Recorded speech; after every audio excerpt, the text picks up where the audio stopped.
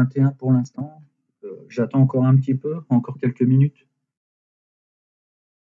On essaie d'avoir une masse critique de 25 à peu près, on verra bien.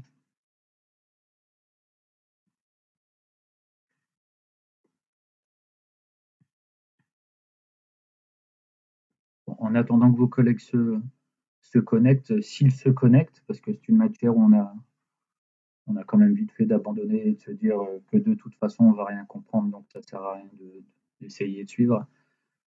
Vous en étiez bien arrivé à la fin, à la toute fin de l'exercice avec mon collègue la fois dernière et il faut qu'on attaque un nouveau TD, c'est bien ça?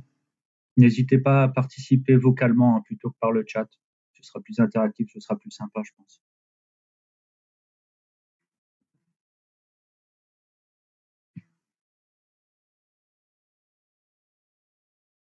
Ok. C'est quoi la question 4? Je n'ai pas de question 4. C'est représenter en concordance de temps les valeurs efficaces, etc.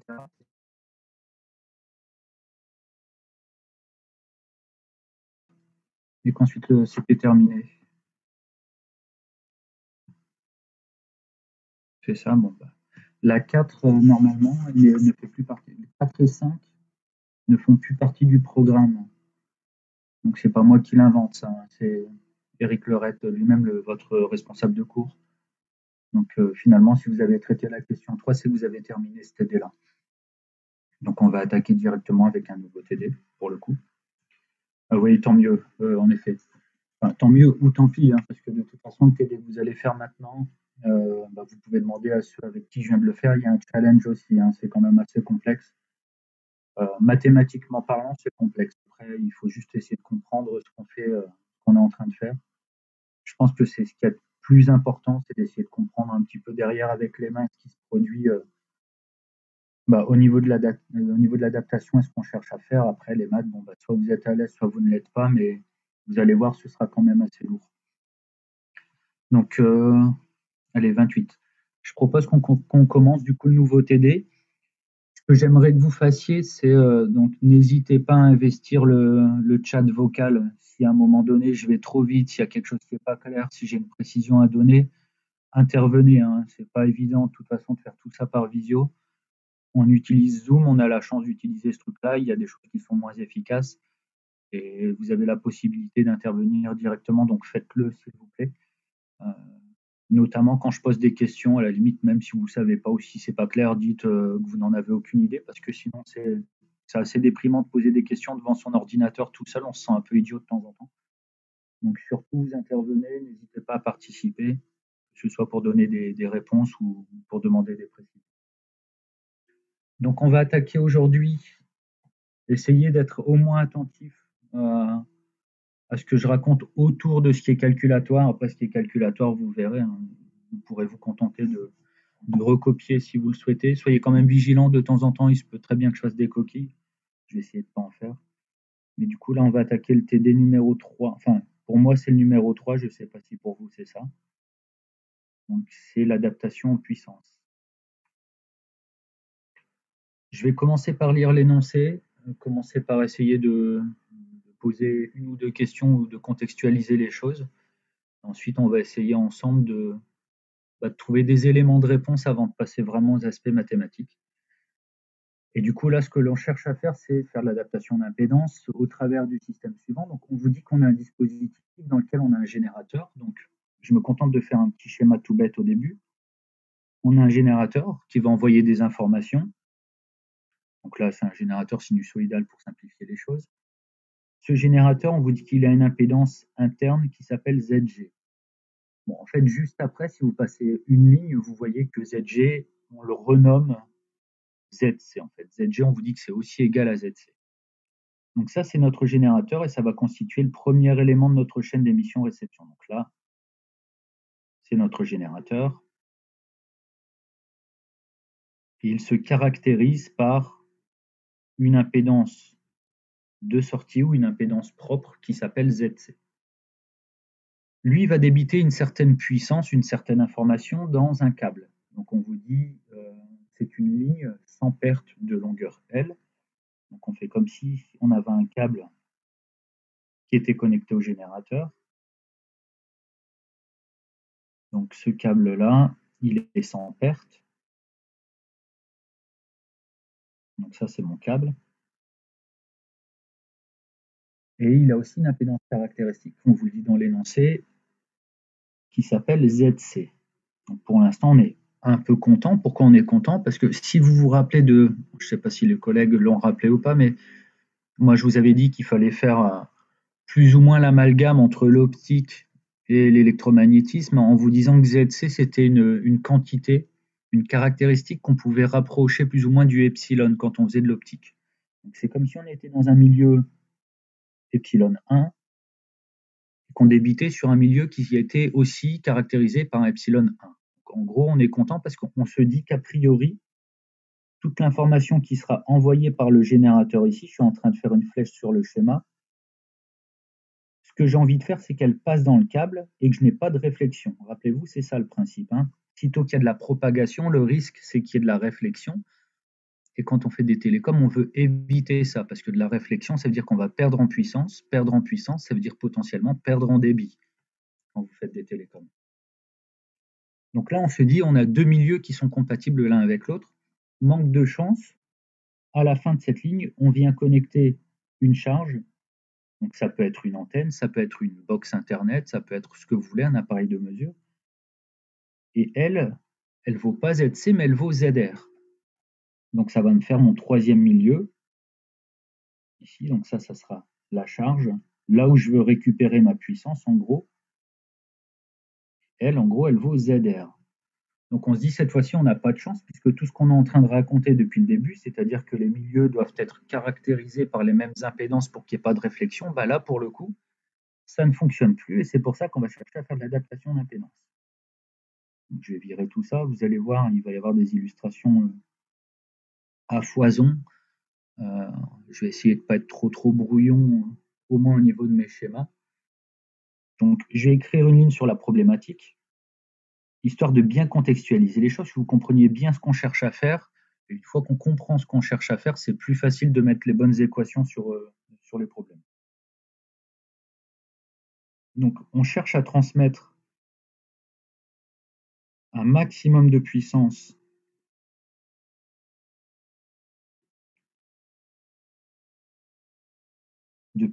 du générateur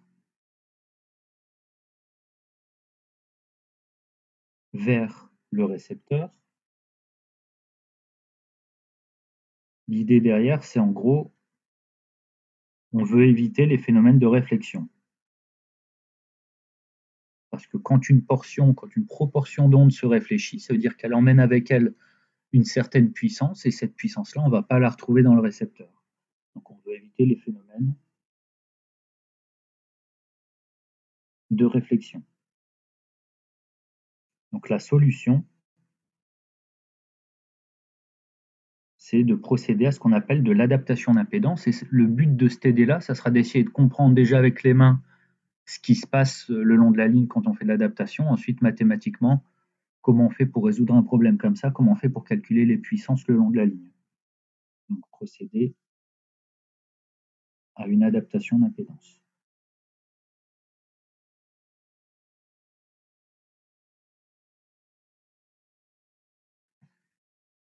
Et avant de commencer ça, je vais faire un petit rappel mathématique entre guillemets.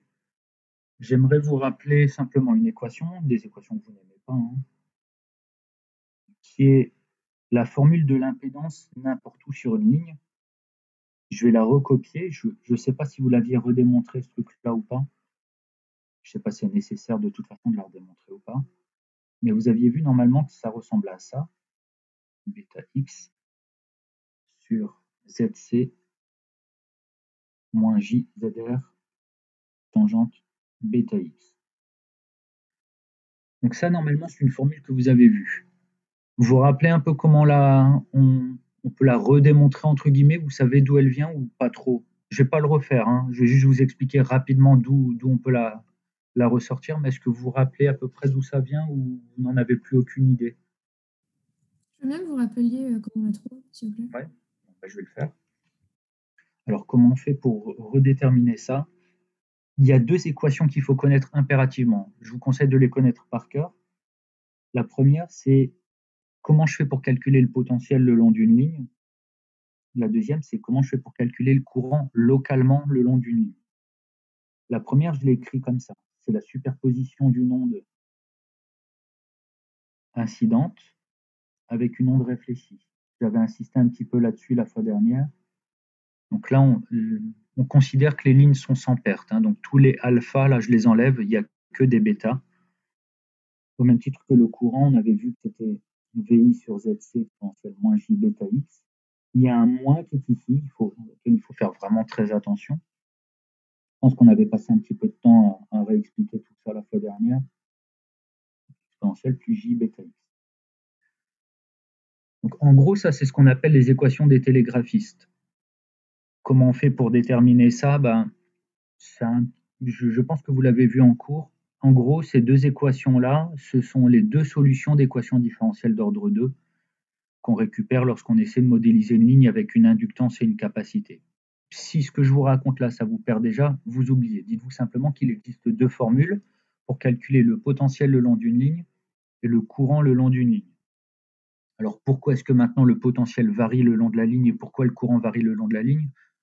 Essayez juste de vous rappeler ce que j'ai raconté la fois dernière. Je crois que c'était lors de notre premier TD. Je vous avais dit, quand vous êtes en TP et que vous avez un câble, si vous injectez dans ce câble une fréquence de 3 kHz, c'était l'électronique format première année, eh bien, il y a une longueur d'onde dedans qui vaut 100 km. 100 km, c'est énorme. Ce qui veut dire qu'en gros, pour vous, ça ne servait à rien de considérer les effets de propagation. Vous aviez dit, la tension au bord de mon fil est nulle. Dans ce même câble, si vous injectez un signal à 3 GHz, parce que vous voulez faire transiter un signal Wi-Fi dedans, par exemple, la longueur d'onde, elle fait 10 cm. Et puisque la longueur d'onde fait 10 cm maintenant, je suis capable de déterminer des variations potentielles dans mon câble. La tension au bord de mon fil n'est plus nulle. Et du coup, je suis obligé de modéliser les choses différemment avec des phénomènes de propagation. Et les deux équations qui nous sont données là, elles permettent de retrouver la variation de la tension et la variation du courant partout sur la ligne. Alors, ce qu'il faut essayer juste de comprendre, c'est que comme ce sont des solutions d'équations différentielles, vous avez dû voir en maths que quand on résout des équations différentielles, notamment d'ordre 2, on a un A et un B, ou alors si vous l'avez appelé lambda et mu, ou K et K', c'est ce qu'on appelle des constantes d'intégration. On ne sait pas ce qu'elles valent et elles nous embêtent, ces constantes d'intégration, quand on a envie d'avoir des valeurs numériques. Ici, elles s'appellent juste VI et VR. Dites-vous simplement que VI et VR, ce sont des termes, une qu'on met sur l'onde incidente, l'autre sur l'onde réfléchie, mais en fait, ce sont des constantes qu'on n'est pas vraiment capable de déterminer comme ça spontanément. Et ce qu'on avait vu, c'est que, en gros, on cherche, on appelle ça lever l'ambiguïté, donc on cherche à lever l'ambiguïté sur VI et VR.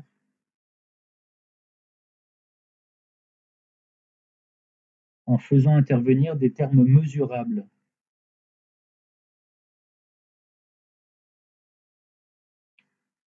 Des termes mesurables. Et les termes mesurables, c'est V grand R et I grand R, qui sont les quantités mesurées au niveau du récepteur.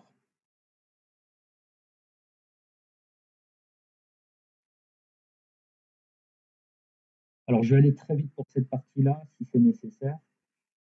Si on se place en zéro, mathématiquement parlant, quand vous regardez les nomenclatures de votre cours, c'est le récepteur qui est placé en zéro. Donc la tension en zéro, c'est la tension aux bandes du récepteur.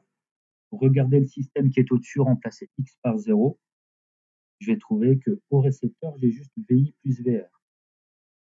Au même titre que le courant que je suis capable de mesurer au niveau du récepteur, je vais regarder l'équation qui est au-dessus, je remplace I par 0, X par 0, excusez-moi. Je vais trouver VI sur ZC moins VR sur ZC. Et tout ça, ça m'amène à la chose suivante.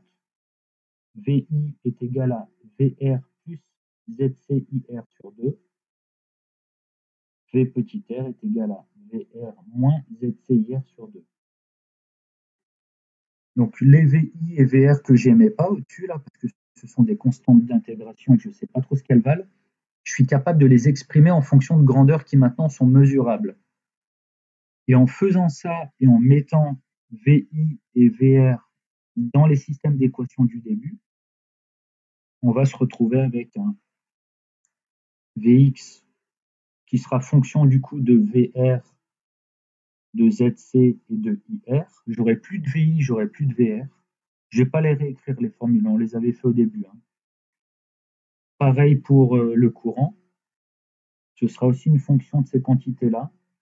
Et quand je fais V sur I, bah, je trouve Z. C'est comme ça qu'on trouve la formule des impédances que vous avez au-dessus, en fait. On va juste chercher la tension, on va chercher le courant, on fait la division des deux pour avoir l'impédance. Spontanément, vous allez avoir des VI et des VR, des V petit i, V petit r, qui sont des grandeurs auxquelles on n'a pas accès. On vient remplacer tout ça par des grandeurs auxquelles on a accès. Et c'est pour ça qu'on se retrouve avec ici, dans l'équation du dessus, il y a un ZR qui est l'impédance du récepteur. Elle, on a accès à celle-là. Bon, en espérant que ça vous aide déjà un tout petit peu au moins pour repositionner les choses. Si ça vous embrouille plus qu'autre chose pour le TD, pareil, vous oubliez. Sinon, c'est comme ça qu'on l'avait redémontré. Je pense qu'on l'avait fait ensemble en plus. Mais voilà, je viens de rappeler la méthode qui permet d'arriver à ce résultat-là. Alors, pourquoi est-ce que je vous rappelle cette impédance-là, cette formule-là? C'est pas complètement innocent. Ce que je suis en train d'essayer de vous expliquer, c'est la chose suivante. Lorsqu'on a une ligne, donc ça peut être un câble, ce câble-là, il a une impédance caractéristique ZC. ZC, vous ne dites pas, je peux le mesurer. ZC, c'est juste lié en gros à sa géométrie. Ce câble-là, si vous le fermez sur une impédance, vous lui connectez une impédance qui s'appelle ZR, il va y avoir un phénomène de réflexion. L'onde va se propager là-dessus, se propage dans un premier milieu. Là, elle rencontre un autre milieu qui est un récepteur ou une charge qui n'est pas la même chose que son milieu de propagation. Il va donc y avoir de la réflexion et non qui va repartir de l'autre côté. La superposition des deux, ça fait quoi? Ça fait que localement, devant ZR, bah là, je vais avoir, pardon, excusez-moi, si je fais le calcul ici, bah, je vais trouver qu'il y a une première impédance qui est présentée, que je vais appeler ZX par exemple. Et puis, si je vais voir un petit peu plus loin encore, je vais avoir une deuxième impédance que je peux calculer aussi. Il suffit d'aller chercher la formule du dessus, là, celle de ZR, et de remplacer X par la distance à laquelle vous voulez calculer l'impédance. Je peux me mettre encore plus loin, je vais trouver encore une autre valeur de l'impédance. Donc, localement, le long de la ligne, on s'aperçoit que l'impédance change. Pourquoi elle change? Parce que la tension change, que le courant change, donc le ratio des deux va changer. Maintenant, je vous demande de considérer quelque chose de différent. Je vous demande de regarder ce qui va se passer dans le cas suivant. C'est de l'explication, ça. Si vous ne voulez pas le noter, vous ne le notez pas, et à la limite, ça m'arrange, comme ça, vous allez suivre. Je regarde la même chose maintenant. J'ai toujours un milieu de propagation qui s'appelle ZC, donc les ondes vont se propager là-dedans. Je mets toujours une impédance qui s'appelle ZR, donc qui est toujours complexe a priori. Et puis, localement, je vais essayer de faire en sorte que l'impédance que je vois ici, je vais essayer de faire en sorte que cette impédance-là soit égale à ZC. Donc, je veux qu'ici, j'ai une impédance, si je la mesure, donc si je fais Vx sur Ix, je veux trouver quelque chose qui va s'appeler ZC. Allez voir la formule du dessus que je vais recopier et on va essayer d'étudier ce qui se passe. S'il y a ZC qui apparaît quelque part en termes d'impédance sur la ligne. Donc je renote la valeur de l'impédance rapportée ici. C'est toujours la même chose, ZC, ZR moins J, ZC tangente bêta X. Je l'ai déjà noté au-dessus, donc excusez-moi, c'est pas très propre, mais c'est la même chose. J, ZR tangente bêta X. Regardez, on va partir de ce point-là, le point que je suis en train de faire en noir là. Donc, je vais faire comme si mon point de départ c'était ZC, donc on fait comme si ZR était égal à ZC ici. Et regardez ce que va valoir l'impédance ramenée devant ici, et l'impédance ramenée ici, l'impédance ramenée là, et l'impédance ramenée là. Ça va valoir quoi mathématiquement si vous faites le calcul? Remplacez ZR par ZC et regardez ce que vaut l'impédance qui est ramenée.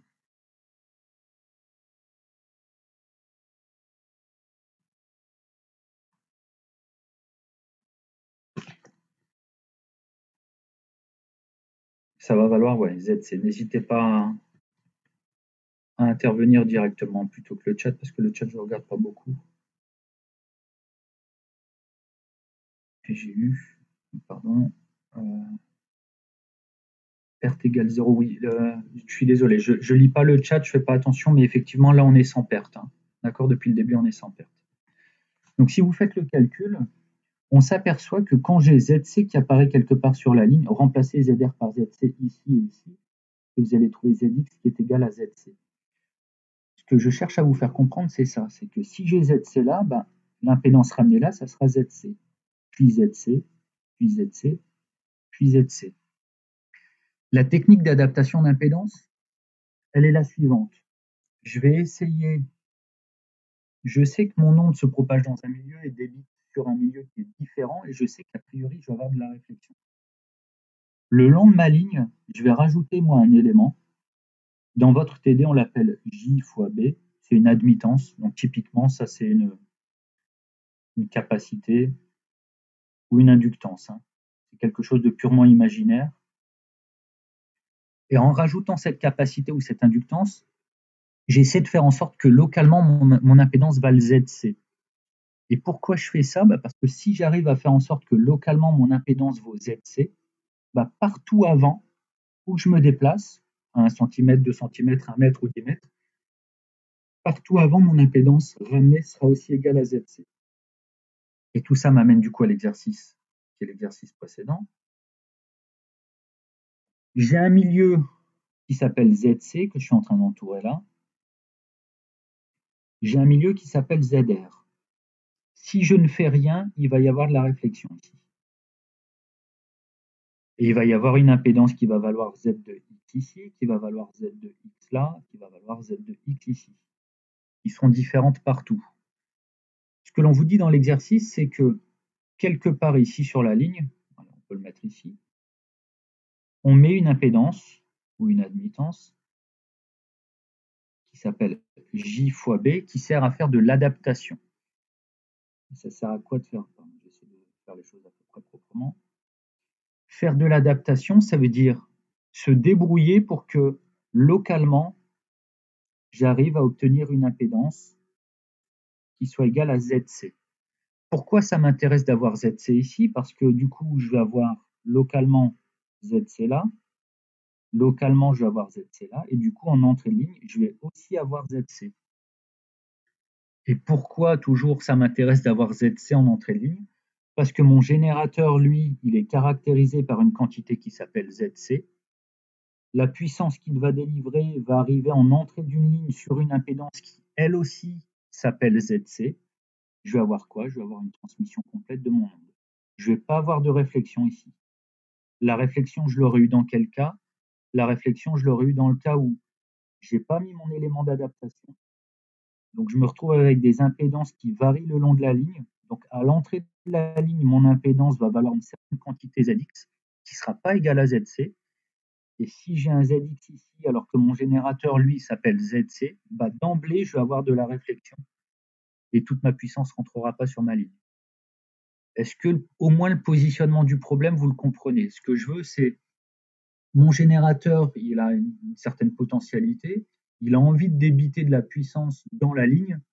Pour débiter de la puissance, mettez-vous dans le cas de l'optique, je suis dans un milieu epsilon 1, je veux arriver dans un milieu epsilon 2 et je veux transmettre toute la puissance. La seule possibilité, c'est quoi? Epsilon 1 égale epsilon 2. Mon générateur, lui, se caractérise par un ZC, il a envie de transmettre son énergie à l'entrée de la ligne. Le seul moyen qu'il ait pour pouvoir transmettre l'intégralité de sa puissance, c'est quoi? C'est de transmettre sa puissance sur une impédance qui vaut aussi ZC. Comment faire en sorte que cette impédance vale ZC? Je suis obligé de mettre quelque part sur ma ligne un tronçon d'adaptation. Si j'en mets pas, l'impédance va varier le long de la ligne, elle sera jamais égale à ZC. Du coup, j'aurai toujours de la réflexion, je ne pourrai pas transmettre l'intégralité de ma puissance. Est-ce que c'est à peu près clair pour le positionnement du problème ou pas? Oui, c'est clair. Ça va. Bon, bah, si c'est à peu près clair, on peut commencer du coup les questions. Et vous allez voir que ça va rapidement se corser mathématiquement parlant.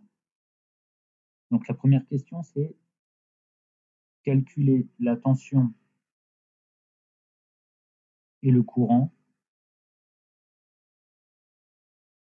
localement à l'entrée de la ligne.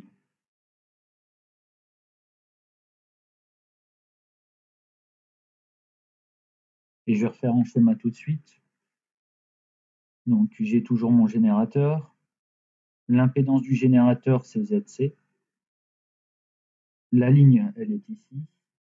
Je ne sais plus comment on fait pour faire des trucs à peu près propres. Je crois que c'est ça. Ouais, c'est ça.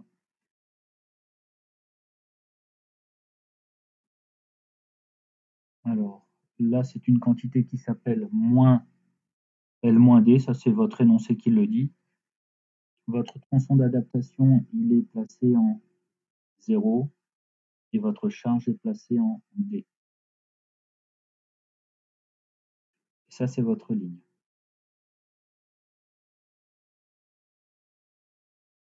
Donc moi, ce que je veux, c'est connaître la tension et le courant ici. Je vais appeler ça VE et IE. Je veux les connaître là. Pour les connaître, je vais faire un rappel. Et le rappel, c'est on considère qu'on a procédé à l'adaptation d'impédance.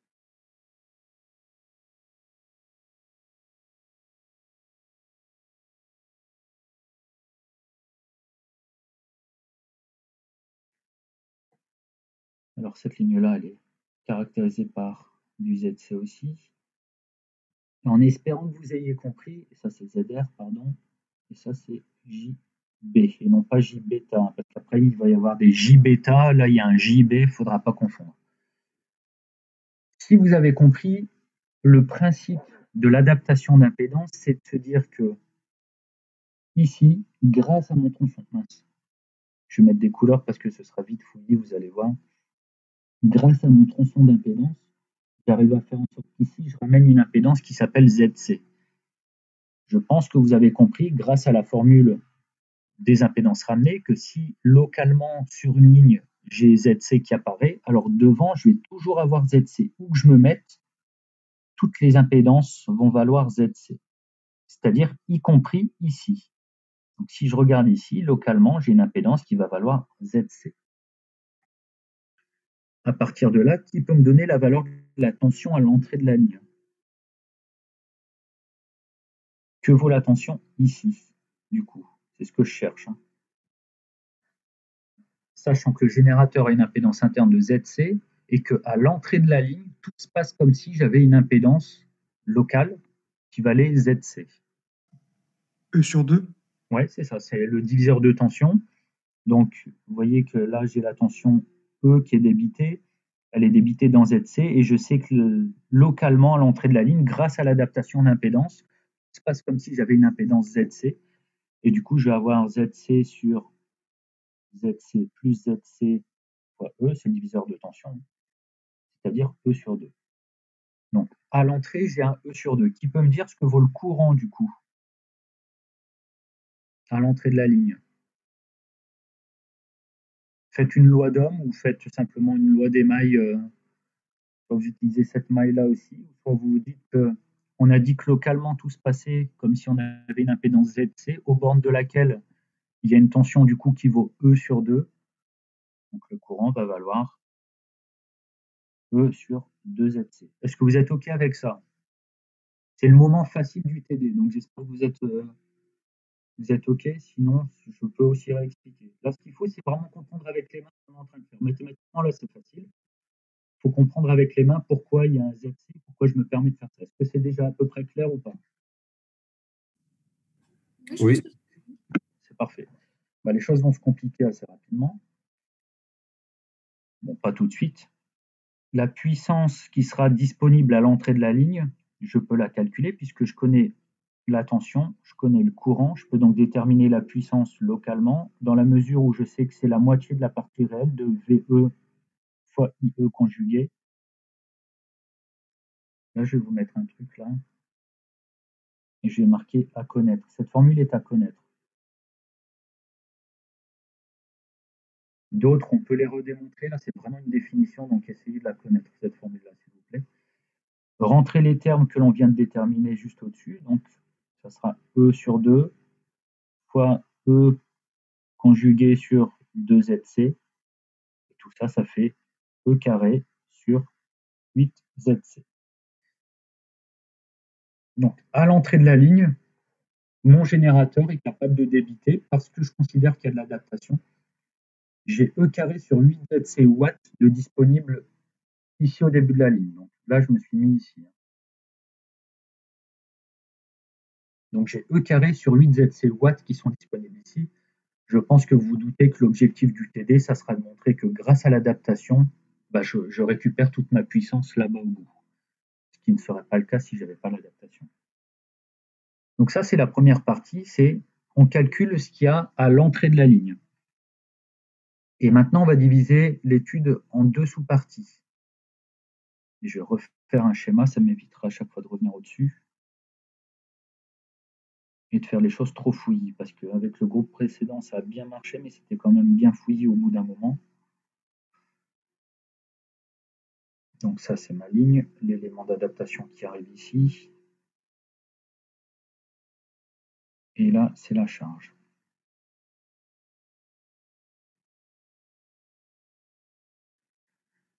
Alors, on va essayer de comprendre ce qu'on fait.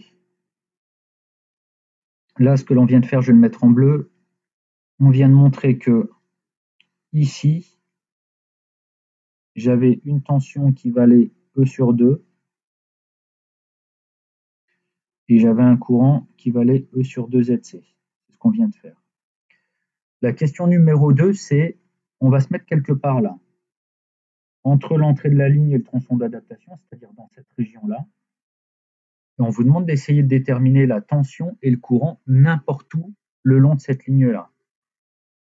Alors, je vais rappeler le formalisme aussi. Ici, on est en moins L-D. Ici, on est en 0. Et ici, on est en plus D. Les ondes se déplacent de la gauche vers la droite.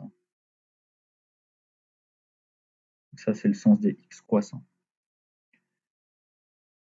Alors, on va essayer de se mettre à la place, ça va pas être bizarre ce que je vais dire, mais on se met à la place d'une onde ici. Le générateur débite une onde. Donc, il débite une certaine puissance. Le générateur est caractérisé par ZC. Il arrive sur une impédance. On a vu grâce à l'adaptation, l'impédance ici, elle vaut aussi ZC. Est-ce que j'ai de la réflexion?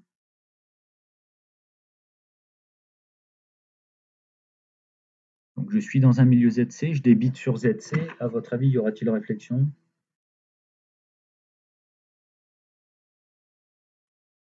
Alors, j'ai mis moins Z. Pourquoi moins ZC? Je suis désolé, je vous dis, je découvre en même temps. Allez, vous êtes en optique. Vous êtes dans un milieu qui est de l'air. Et puis, vous arrivez à une interface où, derrière cette interface, il y a aussi de l'air. Est-ce qu'il va y avoir de la réflexion au niveau du rayon lumineux ou est-ce que tout le rayon va passer?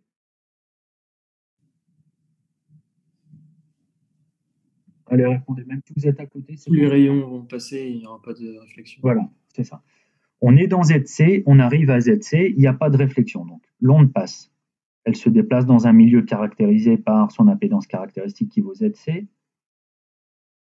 Elle arrive ici, on l'a dit tout à l'heure, le but de l'adaptation d'impédance, c'est de faire en sorte que localement, je récupère ZC. Est-ce que je vais avoir de la réflexion là ou est-ce que l'onde va passer de l'autre côté? Donc j'étais dans ZC, j'arrive à ZC. Est-ce que localement ici, je vais avoir de la réflexion encore ou pas? Non. Non, tout va passer de l'autre côté. Je vais m'y intéresser après.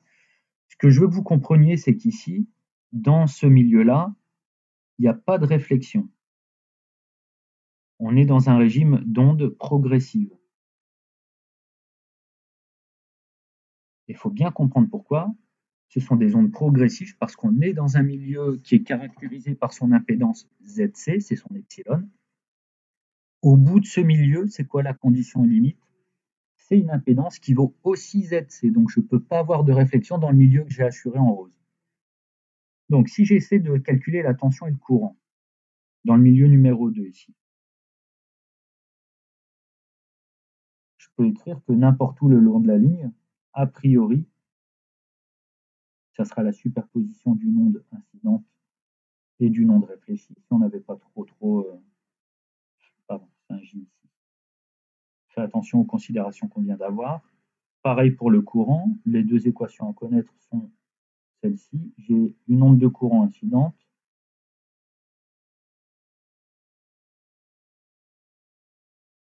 et une onde de courant réfléchie. Sauf que je viens de vous dire que dans ce milieu et grâce à l'adaptation d'impédance, je n'ai pas de contribution des ondes réfléchies. Donc ça, c'est vrai dans le milieu hachuré en rose. Donc, il n'y a pas de réflexion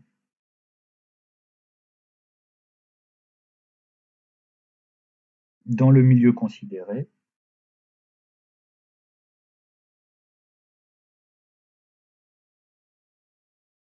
On ne prend en compte que les ondes incidentes.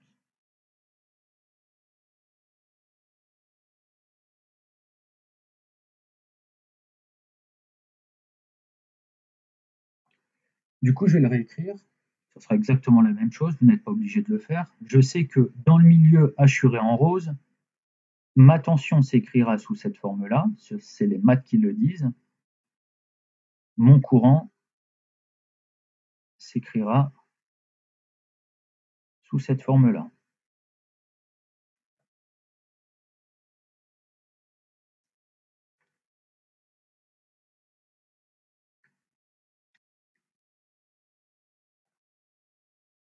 Du point de vue mathématique, si vous avez compris un petit peu ce que j'ai raconté tout à l'heure, VI, ça correspond à quoi? C'est quoi le VI là, qui est là-dedans? Je pense que je l'ai dit tout à l'heure, c'est un terme particulier en maths. N'oubliez pas que V et I, ce sont des solutions d'équations différentielles. C'est comme ça qu'on écrit ces équations-là. Mais comme n'importe quelle solution d'équation différentielle, elles sont définies à quoi près? Une constante, non? Oui, une constante d'intégration. VI, c'est ni plus ni moins qu'une constante d'intégration. C'est un terme auquel on n'a pas accès. On l'appelle VI parce que c'est du côté de l'onde incidente. VR, ça sera du côté de l'onde réfléchie. Donc VI, qui est là et qui est là, on n'aime pas trop le garder quand il s'agit de faire des calculs. Donc en fait, ce truc-là, VI, on peut le marquer, comme ça vous l'aurez une fois pour toutes sur vos TD. C'est une constante d'intégration. Quand vous étiez en maths, l'année dernière, je pense, ou peut-être même en terminale, je ne sais plus où ça se fait, quand on a envie de calculer la valeur numérique d'une constante d'intégration, on a besoin de quoi? Quand on fait des équadifs? Condition initiale? Oui, absolument.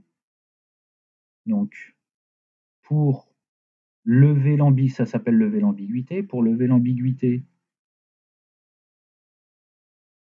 sur VI, on a besoin d'une condition initiale.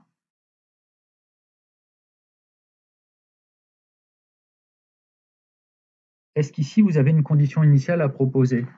Quand je regarde l'exercice, je suis dans le milieu hachuré en rose, là, rose-orange. Je cherche la tension et le courant là-dedans. Je sais qu'ils sont définis par une condition initiale, par une constante d'intégration. Et cette constante d'intégration, je peux la calculer moyennant la connaissance d'une condition initiale. Qu'est-ce que vous proposez de faire?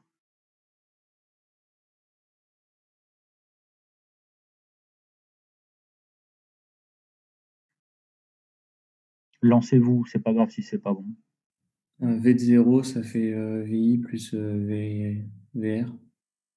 Sauf que vous allez toujours avoir VI et VR. Ça marche, ça s'appelle une condition limite aussi, ou condition initiale, mais ça ne vous permettra pas de connaître vraiment la valeur de VI et VR. Pour vous aider, pour vous mettre sur la voie, regardez un petit peu ce qu'on vous demande de faire au niveau de la question 2. On vous demande de le calculer en fonction de E, ZC, LD et bêta. Comment vous pourriez la calculer en fonction de E? Comment faire intervenir la valeur de E là-dedans? prends x égale à moins L moins D. Et Ouais. pour ce x, on a VE égale à E sur 2 et IE qui est E sur 2ZC. C'est ça, oui, tout à fait. Donc, on va se placer.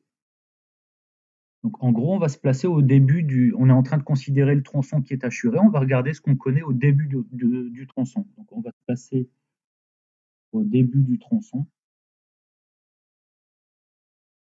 C'est-à-dire en x est égal à moins L moins D. Et si je remplace x par L moins D, je vais avoir quoi? Je vais avoir V de moins L moins D. Ça sera égal à VI facteur de exponentielle moins J bêta moins L moins D.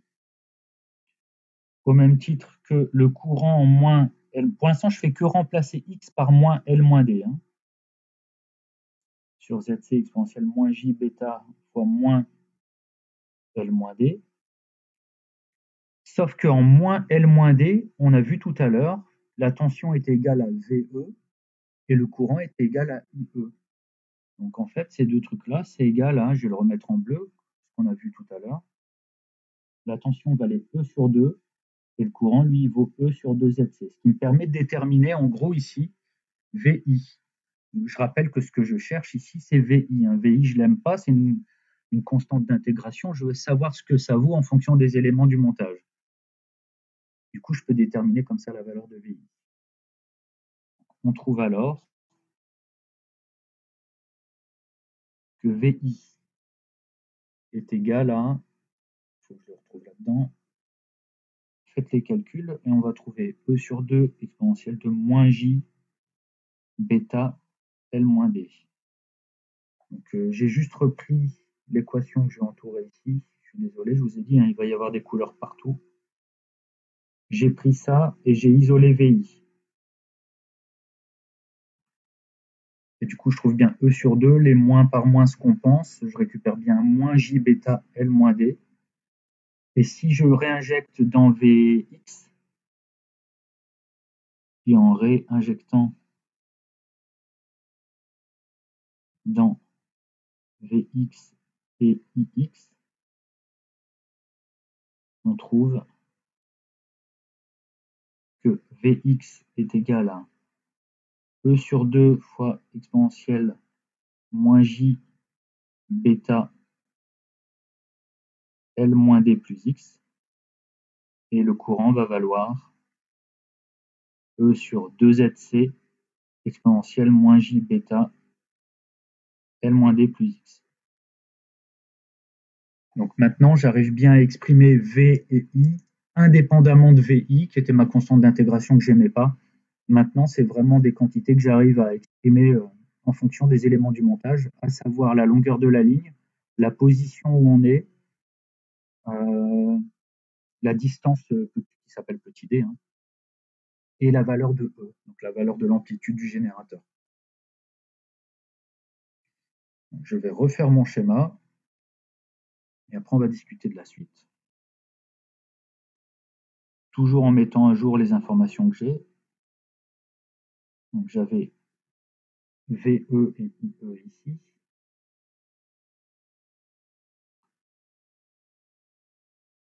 Puis j'ai la ligne.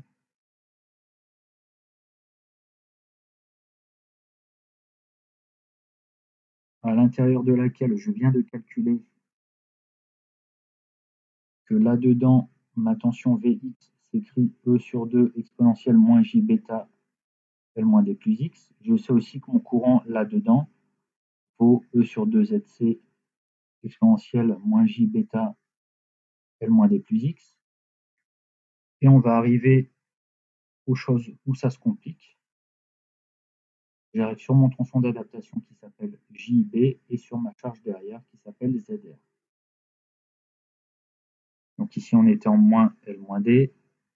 Là, on est en 0. Et là-bas, on est en plus D. Et ce que l'on vient de faire, c'est ça. Un petit aparté, et qui confirme ce que je vous ai raconté tout à l'heure, fort heureusement. Je vous fais la remarque ici. Si je fais Vx sur Ix, je je vais trouver ZX. Est-ce que vous vous rappelez de ce que doit valoir l'impédance n'importe où ici sur le tronçon là? Parce qu'il y a adaptation, et notamment ce que je vais retrouver ici.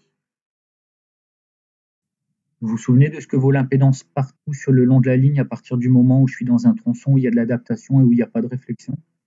Ça va alors ZC, non? Oui, tout à fait, ça vaut ZC partout. C'est ce que je vous avais raconté, hop, tout au début là-bas. Rappelez-vous, à partir du moment où j'arrive à avoir ZC quelque part sur la ligne, prenez la formule des impédances ramenées, tout se simplifie et tout devant, tout sera égal à ZC. Et c'est ce qu'on retrouve ici. Hein. Prenez VX, prenez IX, faites le rapport entre les deux quantités, vous allez trouver que ça vaut ZC partout. Donc là, on a trouvé, on est à la deuxième question, on a trouvé maintenant la valeur du courant, la valeur de la tension partout sur le tronçon, limité par l'entrée de la ligne et le tronçon d'adaptation. Et on arrive au truc compliqué maintenant. Donc, je vais refaire mon schéma de tout à l'heure.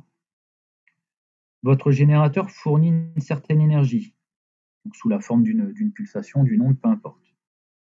Il débite sur un milieu dont l'impédance d'entrée vaut ZC. On a vu tout à l'heure qu'il y avait ZC à l'entrée de la ligne.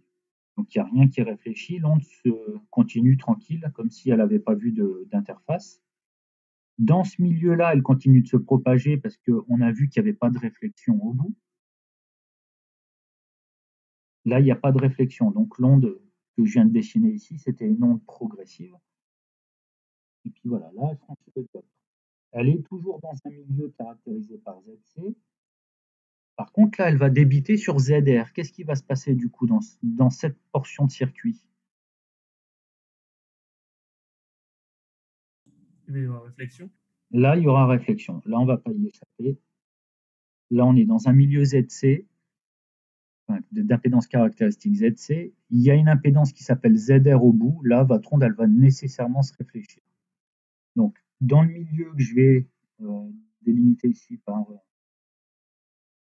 cette couleur-là, là, j'ai un régime d'onde, c'est un régime d'onde stationnaire. Marqué là,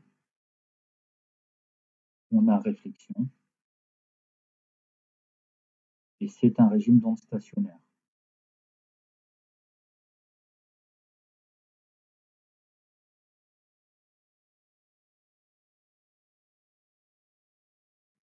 Vous avez vu ce que c'était concrètement un régime d'onde stationnaire ou pas encore? Le TOS, le taux d'onde stationnaire, vous l'avez défini. Vous savez ce que c'est avec les mains? Je veux bien que vous fassiez un rappel, s'il vous plaît. Ça ne sera pas un rappel parce que moi, je ne pense pas l'avoir fait avec vous. Mais en gros, imaginons qu'on ait une onde qui fasse ça. Elle se promène de je vais l'effacer, ce que je suis en train de faire. Hein. Elle se promène de la gauche vers la droite. Et à un moment donné, il y a une séparation, il y a de la réflexion. Donc, ce qui va se passer, c'est qu'il y a une proportion de l'onde qui va faire ça. Et qui va se propager, elle, vers la gauche. Donc, en haut, c'est l'onde qui va vers la droite. En bas, c'est l'onde qui va vers la gauche. Si je fais la somme des deux, ce qui va se passer, c'est que je vais avoir un truc qui va ressembler à ça.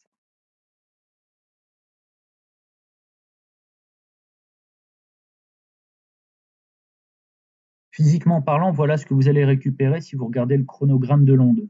Quand vous faites la somme de deux ondes qui sont à la même pulsation, vous allez récupérer un truc qui va ressembler à ça. Est-ce que vous avez déjà vu en électronique des signaux qui ressemblent à ça? Et si oui, dans quel cadre?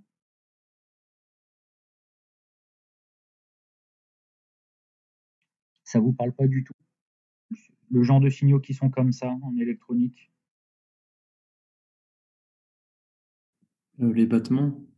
Ouais, c'est des phénomènes de battement, mais vous le voyez dans quelle partie de l'électronique, dans quel chapitre, si vous l'avez déjà vu? Peut-être vous l'avez jamais vu et que j'attends une réponse que vous n'aurez pas, mais c'est ce qu'on appelle la modulation d'amplitude. Ça vous parle ou pas? Non? Bon, si ça ne vous parle pas, c'est pas grave. Le taux d'onde stationnaire, en gros, ça sera ça. Ça sera ce qui va vous déterminer la différence entre le max et le min des battements. Vous voyez, quand il y a des battements comme ça, ça sera plus ou moins votre TOS. D'accord? Lorsque j'ai pas de réflexion, l'onde se propage, j'ai pas de battement, vous voyez que le taux d'onde stationnaire, il est nul ici. D'accord?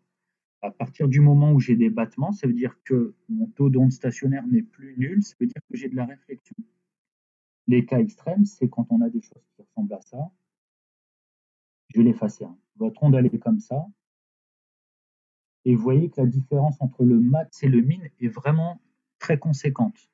Là, c'est quand on a un taux d'onde stationnaire qui est vraiment très très grand. C'est-à-dire quand il y a une grosse partie de l'énergie qui est réfléchie, on a des gros battements au niveau de l'onde incidente, parce qu'elle est superposée avec une onde réfléchie. Donc le taux d'onde stationnaire, c'est ça. C'est quand vous verrez en électronique la modulation d'amplitude, je pense que vous comprendrez davantage de ce que je suis en train de vous raconter, mais dites-vous simplement dans votre tête que quand il y a une onde incidente et une onde réfléchie, les deux, elles s'additionnent mathématiquement. Et il suffit d'aller sur MATLAB ou sur ce que vous voulez, même sur Google, hein, faites la somme de deux sinus un petit peu déphasés ou avec des amplitudes légèrement différentes et vous verrez que ça fait des battements. Et la quantité qu'on appelle le taux d'onde stationnaire, en gros, c'est la quantité de battements. S'il n'y a pas du tout de battements, c'est qu'il n'y a pas d'onde réfléchie. S'il y a beaucoup de battements, ça veut dire qu'il y a l'onde, c'est fortement réfléchi. Donc là, dans la proportion qui est assurée en bleu, on va avoir des battements parce qu'il y a une proportion d'onde qui est réfléchie. Et c'est ce qu'on appelle un régime d'onde stationnaire. Et on pourra ici calculer, on ne le fera pas du tout, hein, c'est pas le but. Hein. On pourrait calculer le TOS ici. D'accord, le taux d'onde stationnaire, ou S, je ne sais pas comment vous l'avez appelé. Donc, c'est ce qu'on pourrait faire. Mais c'est pas ce qu'on vous demande. Ce qu'on vous demande, c'est d'aller calculer la tension et le courant dans la zone assurée en bleu. Je vais écrire quoi? Je vais écrire que, est-ce que je m'y retrouve? C'est la question numéro 3 du coup. Hein. Dans la zone en bleu, ma tension, ce sera quoi? Ce sera une constante fois une onde incidente. Et cette fois-ci, je suis obligé de le laisser, le terme, une constante fois une onde réfléchie. Parce que dans la zone en bleu, maintenant, j'ai un battement, j'ai des ondes stationnaires, j'ai de la réflexion. Et toujours dans la zone en bleu, si je calcule le courant, je vais récupérer ce formalisme-là. Faut que je me trompe, c'est un moins. VR sur ZC exponentielle plus J bêta X. Là, je peux le marquer si vous voulez. Donc cette fois, il y a réflexion. Donc on est obligé de prendre ça et ça en considération. Alors, lisez la question jusqu'au bout, on va la lire jusqu'au bout. On vous demande d'exprimer V et I en fonction de E, ZC, B, L, D, bêta. C'est-à-dire tout sauf VI qui est ici, VR qui est là. Ces deux quantités-là, qui sont toujours mes constantes d'intégration, je les aime toujours pas puisqu'elles ne m'apportent absolument rien comme valeur ajoutée du point de vue calculatoire. J'ai envie de les virer, ces deux quantités-là. Ce sont des constantes d'intégration, on est dans le milieu assuré en bleu. Qu'est-ce que vous proposez de faire pour lever l'ambiguïté sur ces valeurs-là?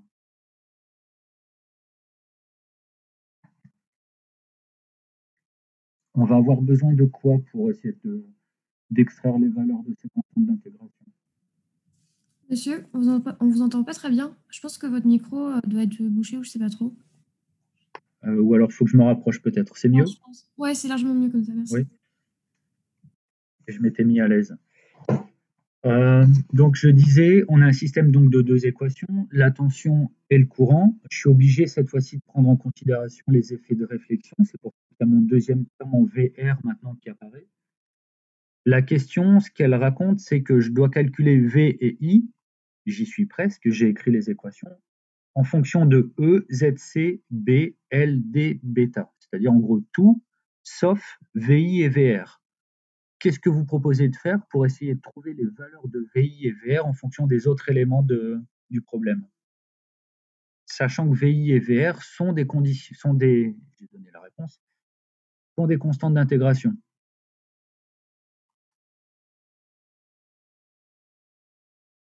je vais avoir besoin de quoi pour trouver les valeurs de ces deux constantes d'intégration?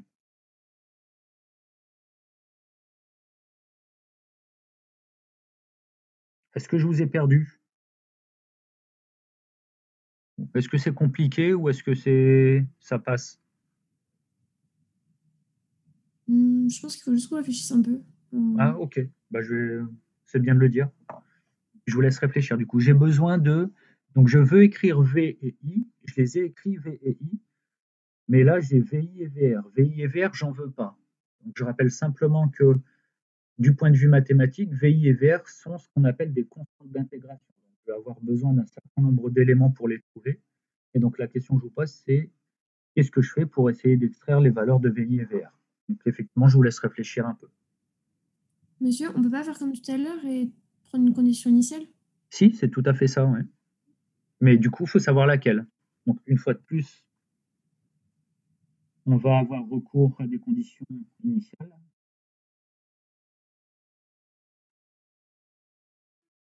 Donc, aux conditions initiales. Maintenant, il faut me trouver lesquelles et ce qu'elles valent. Et c'est là où c'est un peu plus compliqué. Donc, je suis dans le milieu bleu, hein, d'accord? J'ai besoin des conditions initiales pour la tension et conditions initiales pour le courant. Ça me permettra, j'en ai besoin de deux, hein. J'ai VI et VR à déterminer, donc j'ai deux constantes d'intégration à déterminer, donc j'ai besoin de deux conditions initiales. Donc une pour la tension, une pour le courant. Donc réfléchissez bien, il y a un petit piège. Où je me mets et que valent ces conditions initiales?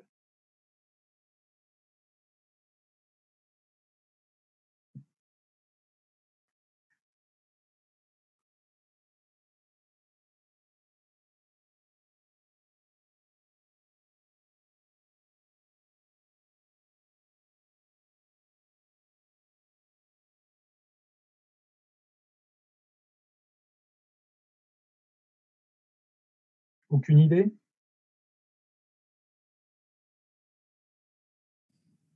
Est-ce que pour la tension, on pourrait faire un diviseur de tension au niveau de IB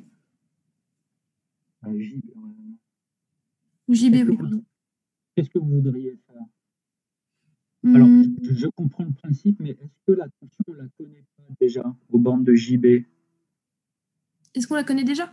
Oui. Parce que je pose la question, c'est pas complètement innocent, hein. Je vous entends très mal, monsieur. Je suis désolée. Non, c'est moi. Je dis si je pose la question, c'est pas complètement innocent, c'est parce qu'en réalité, on la connaît déjà, la tension aux bandes de JB. Et pourquoi on la connaît déjà?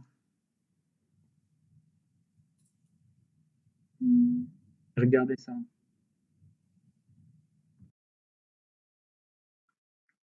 On a déjà calculé la tension dans la zone hachurée en rose. Or, JB, c'est la fin de la zone hachurée en rose.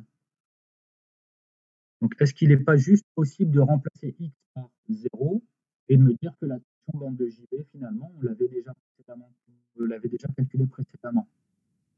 Bah, du coup, j'imagine que oui. Bah oui. Et le piège, ce ne sera pas là-dessus, le piège, ce sera pour le courant. Donc, on constate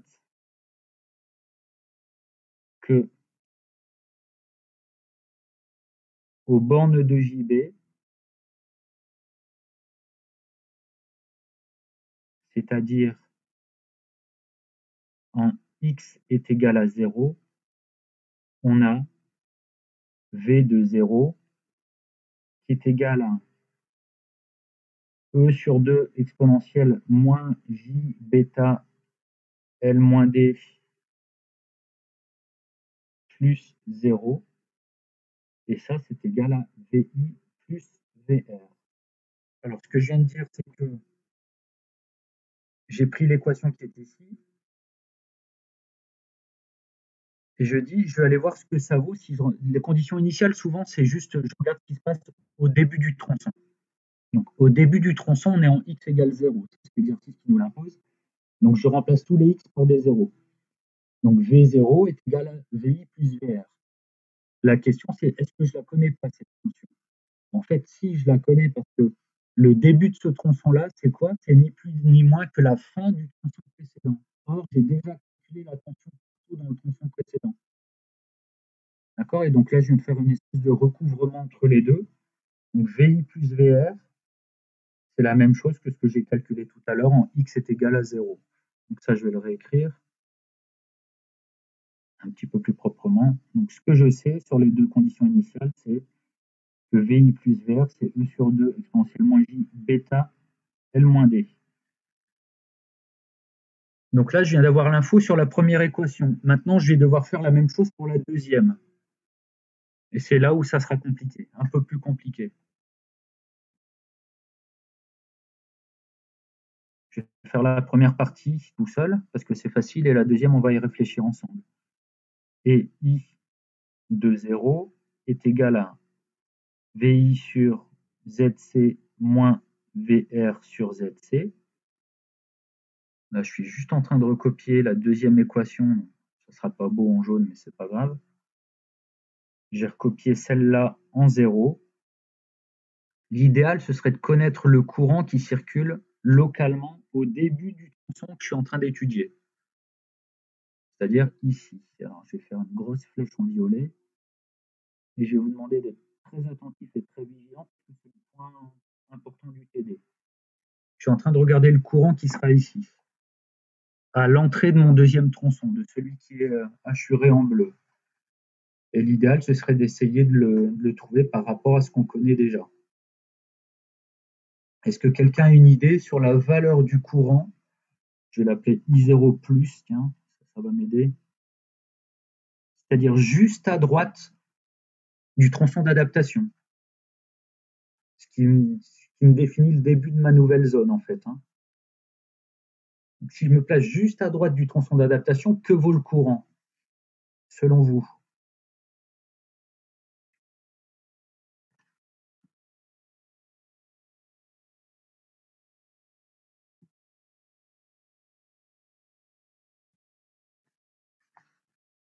Monsieur, est-ce que avant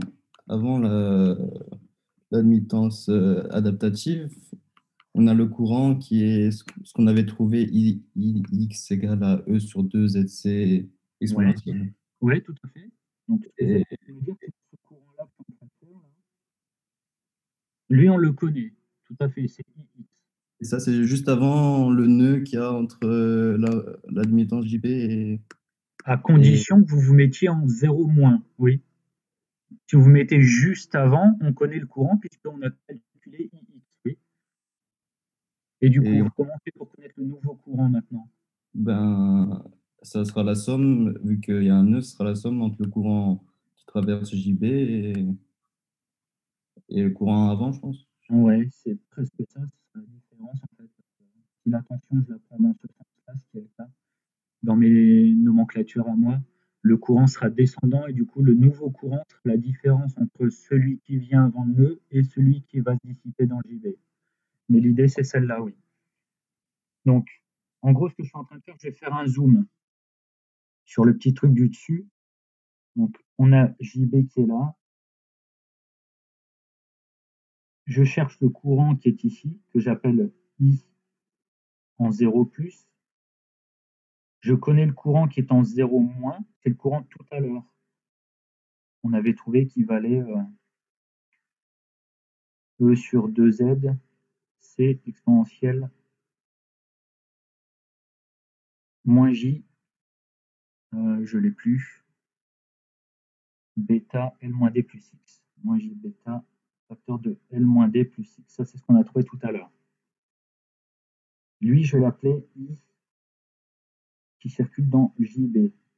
Ce courant I0+, il vaut quoi? Il vaut le courant qui est en 0-, moins le courant qui a été absorbé par mon impédance d'adaptation.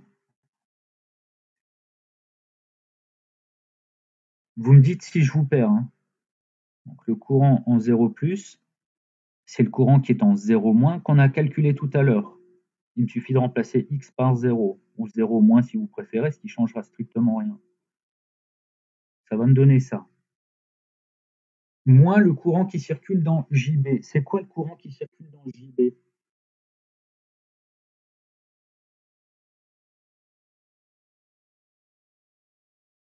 Est-ce qu'il y a une possibilité, est-ce que vous voyez une façon de connaître le courant qui va circuler dans JB?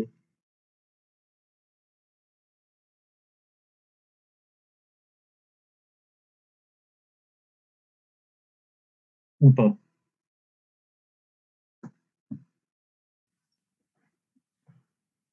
Est-ce qu'on peut faire la loi d'Ohm ou... Oui, oui, c'est ça, c'est la réponse. On fait juste une loi d'Ohm. On connaît la tension en bande de JB. C'est quoi la tension en bande de JB? Comment je l'ai appelé au-dessus? On est positionné où sur l'axe?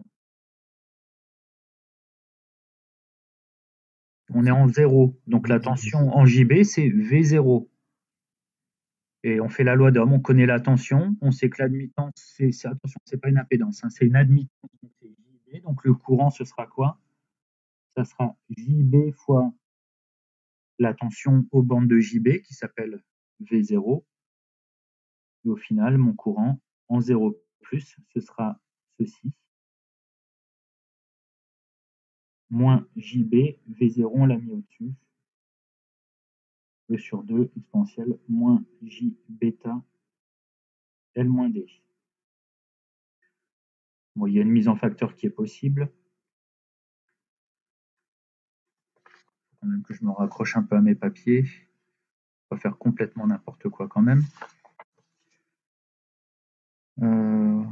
Où est-ce que je l'ai celui-là?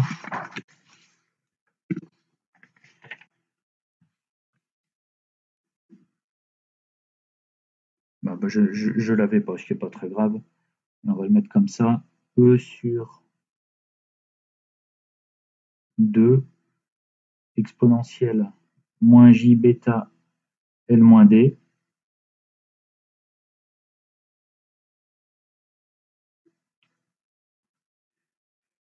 Alors, est-ce que ça a servi à quelque chose de... Non, ça ne sert à rien de le mettre en facteur, excusez-moi. On peut s'arrêter là. Et là, on connaît I0. Et I0, on fait attention.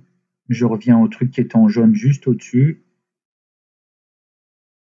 On sait que ça, c'est égal à VI sur ZC moins VR sur ZC. Donc cette grosse équation qui est là, c'était juste l'équation, la condition initiale.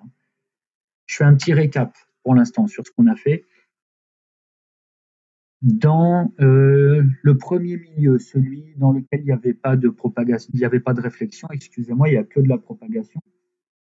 On a écrit V de X, on a écrit I de X, et on a gardé que le premier terme. Pourquoi? Parce que le terme avec un VR n'existait pas. On a bien compris, enfin j'espère, on a au moins compris ça d'ailleurs, que dans ce premier milieu, il n'y avait pas de réflexion. On a un VI qu'on n'aime pas, parce qu'on veut faire des calculs là-dessus. Quand on a une constante d'intégration et qu'on a besoin d'une certaine valeur, on cherche les conditions initiales. On est allé voir ce qui se passait à l'entrée de la ligne, ça nous a donné la condition initiale, et donc on a pu déterminer V et I, n'importe où sur ce premier tronçon. Fin de la première question. Deuxième question. Maintenant, on se met dans le deuxième tronçon. Celui qui est un peu plus compliqué, c'est là où il y a de la réflexion cette fois-ci. On écrit V, on écrit I avec les équations que l'on connaît, qu'il faut intervenir VI et VR. On n'aime toujours pas VI et VR qui sont des constantes d'intégration. Je veux calculer tout ça en fonction des éléments du problème. Je suis obligé de connaître les conditions initiales. Je vais regarder ce qui se passe au début de la ligne. Enfin, au début de ce tronçon, excusez-moi. La tension, je la connais. Que la tension au début de ce tronçon, c'est rigoureusement la même que la tension qui est à la fin du tronçon précédent. Regardez en même temps votre schéma, ça vous permet de mieux comprendre. Je regarde le courant au début du tronçon, on fait attention. Il y avait un tronçon d'adaptation qui a été mis, donc le courant, c'est pas rigoureusement le même. Si je connais le courant qui sortait du tronçon précédent, il faut que j'enlève la proportion du courant qui va passer en JB pour connaître la condition initiale sur le courant de ce nouveau tronçon.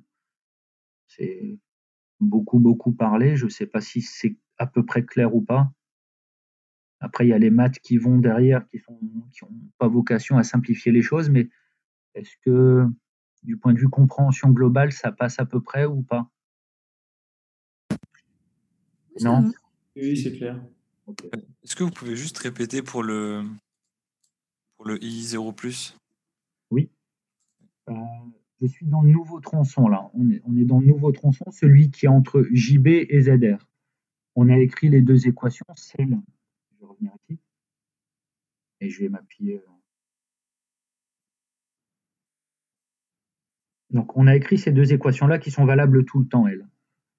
plus encore quand il y a de la réflexion. Donc, dans ce tronçon, il y a de la réflexion. On voit que dans ces deux équations-là, qui sont des équations de cours en gros, il y a un VI et il y a un VR, et dans la solution, on vous dit de ne pas garder ces constantes-là. On vous dit de faire intervenir les données du problème. VI et VR, il y a moyen de les connaître. Il suffit de connaître en gros deux conditions initiales, une sur la tension, une sur le courant. Quand on regarde l'exercice, on est en train de s'intéresser à cette tension-là. La tension qui est ici, c'est la même que la tension qui est juste à gauche. D'accord? Si vous regardez un petit peu, la tension qui est juste à gauche de JB et la tension qui est juste à droite de JB, en 0- et en 0+, ce seront les mêmes. Le courant, par contre, si vous regardez, il y a un bout de courant qui va sortir du tronçon précédent. Ce que je suis en train de faire en bleu, c'est le courant qui sort du tronçon d'avant. Mais le courant qui sort du tronçon d'avant, il y en a une petite partie qui va partir dans JB. Et c'est quoi qui va arriver dans le nouveau tronçon? La condition initiale sur le courant du nouveau tronçon, c'est quoi? Ce sera la différence entre I0- et IJB. Ça va me donner I0+. Et ce I0+, c'est la condition initiale sur le courant, c'est-à-dire pour la deuxième équation qui est dans mon système. Une fois que j'ai ces deux conditions initiales, je suis capable de déterminer VI et VR, et c'est ce qu'on va faire maintenant. Ça va nous amener. Ok, d'accord.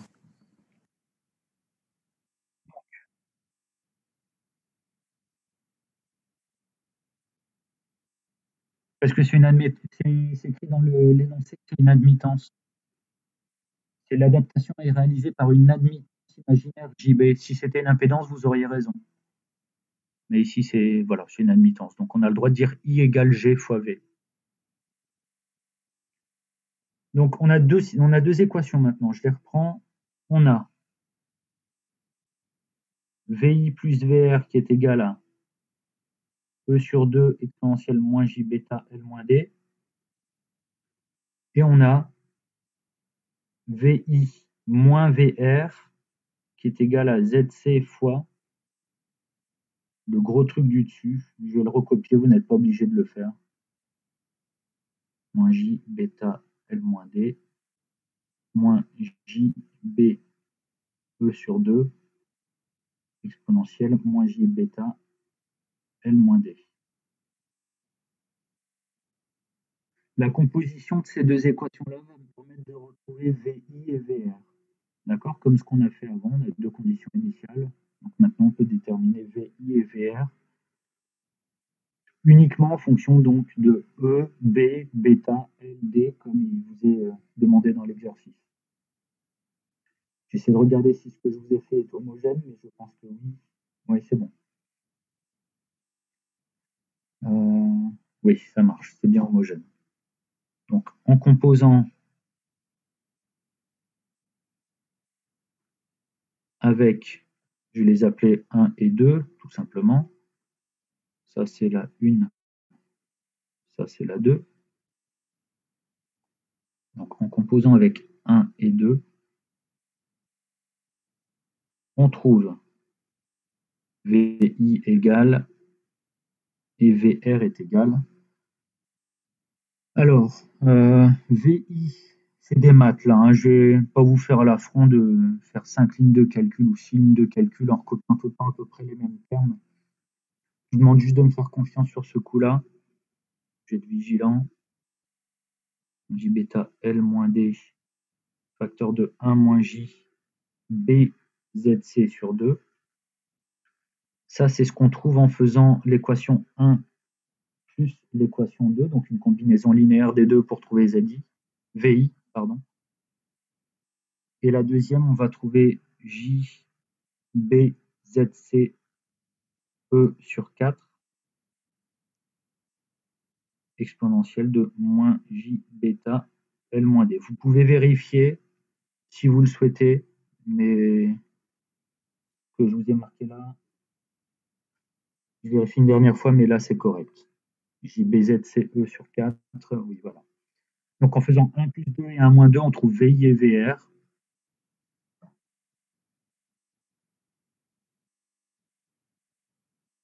Et en réinjectant, parce qu'on n'a pas fini, c'est encore bien lourd, ces valeurs dans le système du départ, on trouve, je rappelle que ce qu'on veut, c'est trouver Vx et Ix. Donc, c'était les deux équations du début dans lesquelles il y avait VI et VR. Pareil, faites-moi confiance. Donc, il suffit de réinjecter VI et VR dans ce qu'on a fait au-dessus. Et on va trouver la chose suivante. Moins J bêta L moins D. Facteur de 2 moins J B ZC exponentielle à moins J bêta X plus J B ZC exponentielle J bêta X. Ça, c'est pour V. Et pour I, on a à peu près la même chose. E sur 4ZC. Et pareil derrière. Moins J bêta L moins D. 2 moins J BZC ici. Exponentielle moins J bêta X. On fait attention, on a le signe moins qui apparaît ici. Exponentielle J bêta X. Voilà, donc désolé de vous parachuter ça comme ça, mais bon, je pense qu'on perdrait du temps à refaire tous les calculs, d'autant qu'il y en a déjà suffisamment. Ça me permet simplement, pendant que vous réécrivez, si vous avez besoin de réécrire, de rappeler le truc. Donc, on est dans le deuxième tronçon, on a deux équations, une pour V, une pour I, c'est ce qu'on vous demande de calculer. Manque de chance, elles sont dépendantes de deux conditions initiales, enfin de deux constantes d'intégration, pardon. Ces deux constantes d'intégration qui s'appellent VI et VR, on les calcule grâce à deux conditions initiales. Et une fois qu'on les a calculées, ça nous permet de retrouver Vx et Ix, qui sont ces équations bien compliquées en dessous. Donc je sais que c'est un peu lourd mathématiquement. C'est même pas évident, je pense, à comprendre, surtout en distanciel comme ça. Le but, c'est vraiment que vous compreniez qu'une fois qu'on a mis un élément d'adaptation dans une ligne, tout ce qui est avant se comporte parfaitement bien, il n'y a pas de réflexion parce que j'ai du ZC partout. Grâce à la formule des impédances ramenées, on se rend compte que quand on a ramené un ZC quelque part, partout avant, c'est du ZC, ce qui me permet d'avoir des régimes d'onde progressives. Par contre, entre l'endroit où on a mis cet élément d'adaptation et la charge, là, il y a toujours quand même quelques éléments de réflexion. Et cette réflexion-là fait qu'il y a un taux d'onde stationnaire. Je vous ai dit, ce phénomène de battement, là, il va apparaître localement entre JB et ZR. Et du coup, ça complique un peu les calculs. Mais bon, in fine, on a trouvé tension et courant sur le deuxième tronçon. Et on arrive à la question 4. Qu'est-ce que vous pouvez me dire de la puissance qui sera absorbée par la charge? Ou la puissance qui sera fournie à la charge. Pardon. Je pense que c'est mieux si je le dis comme ça. Qu'est-ce que vous feriez mathématiquement? Qu'est-ce que vous auriez envie de faire?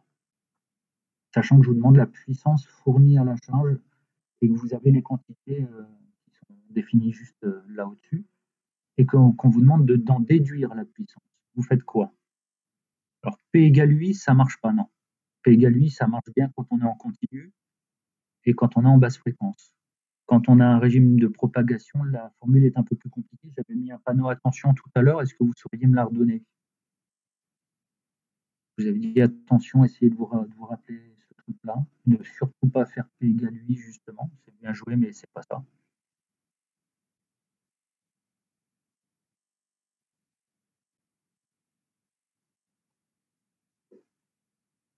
Je vais refaire un rappel. Je vais le mettre en rouge cette fois-ci. Si je cherche à déterminer la puissance active en un endroit donné de la ligne, la définition me raconte que c'est 1/2 de la partie réelle de la tension multipliée par le conjugué du courant.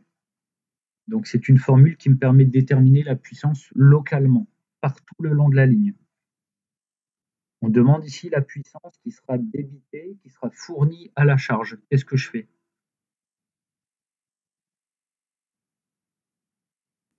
On se place en X égale à...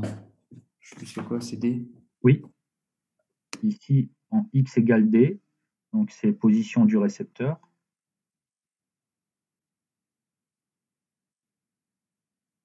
On aura la puissance active en D, qui sera donc égale à 1/2 de la partie réelle de la tension en D fois le courant conjugué en D. Est-ce que je connais la tension dans ce tronçon et plus précisément en D? Est-ce que je connais le courant dans ce tronçon et plus précisément en D?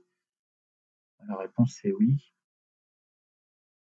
Vous voyez que VD c'est quoi? C'est ça, mais en D, on est dans le bon tronçon, donc j'ai le droit d'aller chercher cette équation-là. Pareil pour le courant. Le courant en D, c'est la valeur du courant que je pourrais extraire de cette équation-là. Donc, on procède à, ça sera long, je vais vous mâcher le travail, la puissance active, donc en D, ce sera 1/2 de la partie réelle de...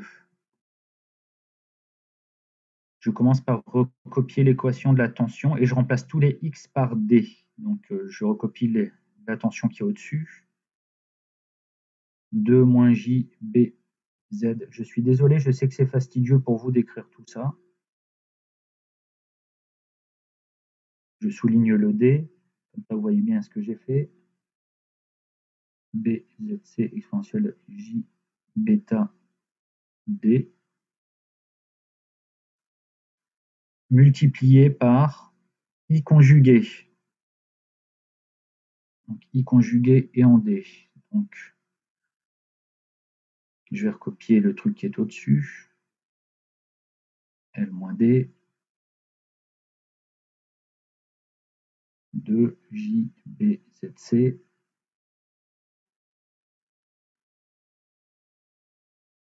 Bêta D. J, B, Z, C, exponentielle bêta D. Et je vais mettre en rouge tout ce que j'ai fait pour la conjugaison, c'est-à-dire, j'ai remplacé ici moins J par plus J parce que c'est le complexe conjugué, moins J par plus J ici parce que c'est le complexe conjugué, pareil ici, et là le plus J en a moins J. Donc on fait attention à ça, hein. Quand c'est le complexe conjugué, veillez bien à remplacer à chaque fois tous les J par des moins J. D'ailleurs, voilà, je vais faire ça comme ça. Vous saurez que ce que j'ai entouré en rouge, ce que j'ai mis en rouge en dessous, c'est juste parce qu'il faut faire le complexe conjugué du courant. Et j'ai oublié de fermer une accolade, je pense, une accolade générale. Et il faut faire tout ce truc-là qui est assez lourd.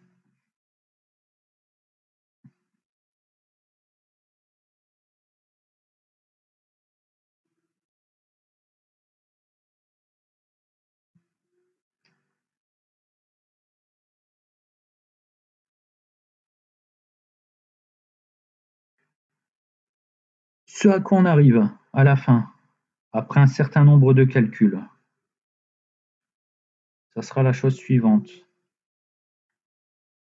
Le carré sur 32ZC, je vais vous mettre la partie, une ligne intermédiaire quand même, pour ne pas vous parachuter complètement le résultat. Comme ça, si vous voulez le vérifier, bah, vous aurez au moins une des lignes auxquelles il faut arriver pour pouvoir arriver au résultat final. Donc plus J de BZC de cos de bêta L, bêta D, non pas bêta L, pardon, justement, moins bêta B carré ZC carré fois 2J sinus de bêta D. Donc vous voyez, c'est le truc un peu chaud quand même à sortir. Alors vous allez me dire d'où il sort les cos et d'où il sort les sines. Ben, on a des exponentielles complexes juste au-dessus, donc j'ai fait apparaître un cos et un sin grâce aux formules des exponentielles trigo. C'est de là que ça sort. Et pourquoi ça me permet de simplifier beaucoup les choses? Là, on a l'impression que ça va être un truc encore interminable. Mais il y a un truc qui nous sauve la vie ici. C'est le fait que je dois aller chercher la partie réelle de tout ça. Vous voyez qu'ici, j'ai un J. Tout ça, ça ne va pas m'intéresser. Là, il y a un J, ça ne va pas m'intéresser. Ces deux termes-là sont nuls. B carré, ZC carré et moins B carré, ZC, j'ai oublié le carré. carré ici. Ce qui fait qu'au final, il reste E carré sur 8ZC. Monsieur, Oui, juste en bas de la page 9, il n'y a pas de signe entre 2 plus j bêta c exponentielle j bêta d et du coup ouais, l'autre exponentielle. C'est un plus du coup? alors j'avais laissé la place extra en plus pour le conjuguer, donc c'est un moins J dans la formule du courant, c'est bien un plus ici. Ok, merci.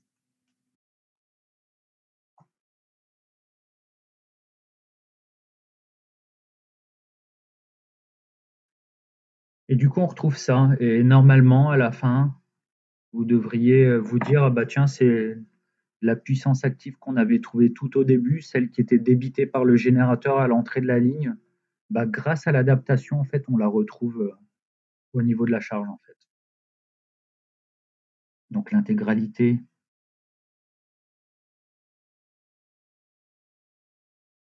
de la puissance disponible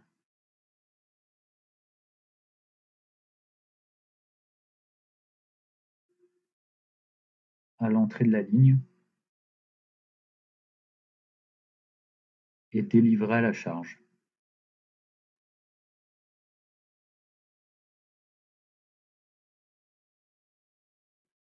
Grâce à l'élément d'adaptation.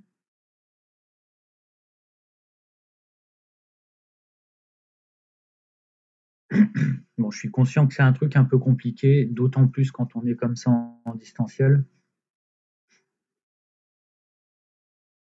Au-delà des aspects mathématiques qui sont quand même assez complexes ici, après à vous de vous renseigner si c'est le genre de choses qui peut tomber au partiel, j'en sais rien, ce serait un peu pervers pour le coup, je trouve.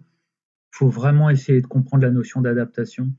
Vous la comprendrez davantage, je pense, quand vous ferez la bac de Smith en TD. En cours, parfois, la bac de Smith, on ne sait pas du tout où on va, mais en TD, c'est beaucoup plus clair.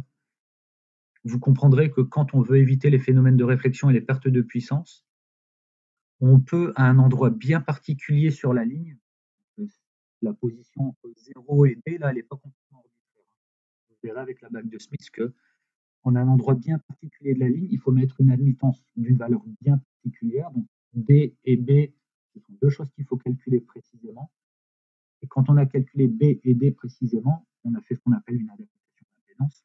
Ça me permet de ramener une impédance qui vaut ZC. Et si cette impédance ramenée vaut ZC, ça veut dire qu'en amont, tout ce qui est devant, ça va bien se passer. Il y aura peu de la propagation, il n'y aura pas de réflexion. La seule réflexion qui va apparaître, c'est sur ce petit élément-là de circuit, donc compris entre 0 et D. Est-ce que ça va à peu près au moins sur le principe, ce qu'on cherche à faire? Les maths, j'en parle pas trop, soit vous êtes à l'aise, soit vous l'êtes moins. Est-ce que ça passe? Oui, ça va. Bon, tant mieux.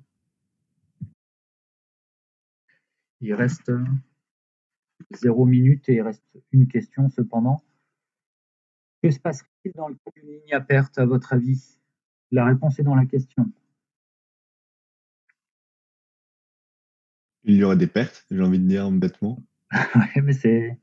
Oui, et du coup, si on délivre E carré sur 8ZC watts à l'entrée de la ligne, est-ce qu'on serait capable de récupérer E carré sur 8ZC watts au niveau de la charge? Bah non, Non.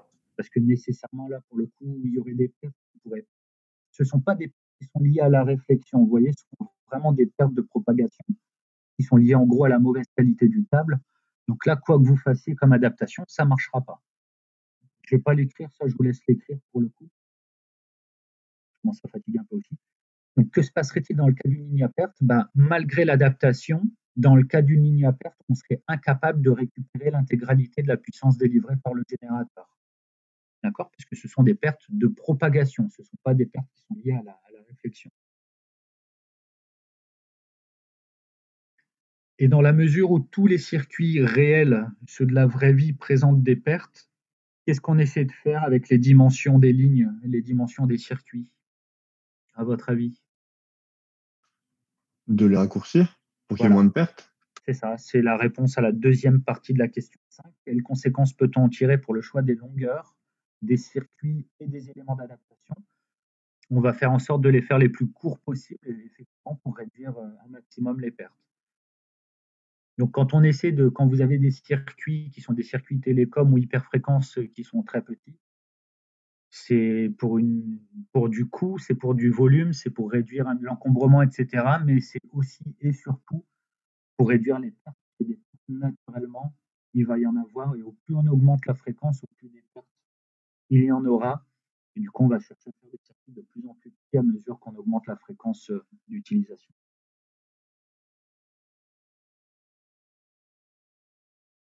Bon, le TD est terminé. Je pense qu'il est compliqué celui-là.